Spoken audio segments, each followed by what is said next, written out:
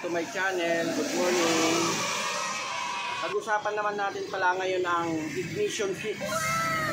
Kung pwede bang gamitin ang ignition switch ng RUSI 150 sa RUSI 125. I-demo ko pala sa inyo mga kamotor.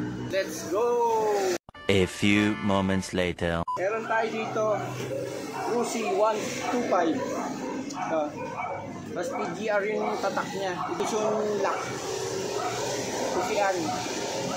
Tapos meron din tayong RUSI 150. PGR din tatak.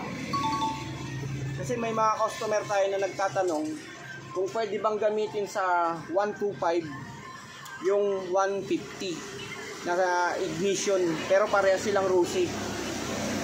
Tignan natin yung mga pinagkaibahan nila, mga kamotor. Sa natin. Pag-compare natin sa ito ang 150, ito ang 125. Dito lang sa haba nila, mas maiksi ang 150, mas mahaba ang 125. Pagdating naman sa lagay ng bolt nila, ito ang 150, yung bolt niya rito dalawa malayo. Tapos itong pang 125, nasa gilid naman yung lagay ng bolt niya. Tsaka hindi sila magkaparehas ang haba. Hindi sila magmamatch dahil may lock. Meron ano dito, may ano 150, may lock. Pagdating sa wiring, parehas naman sila, apat ang wire. Kulay pula, black na may white at saka green.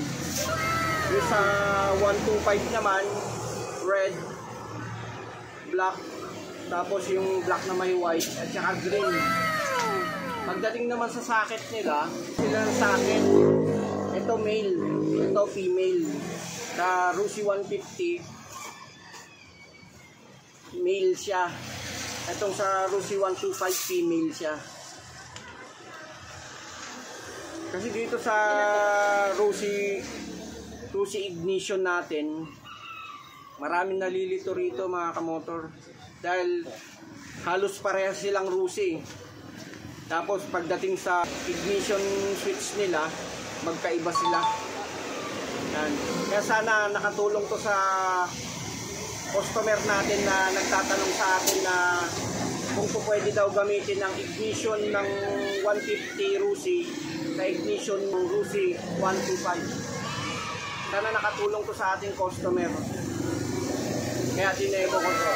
Sana lagi nyo supportahan yung vlog ko mga kamotor para mas marami pa tayong vlog na mga tungkol sa motor parts at para makatulong din sa ating mga kamotor.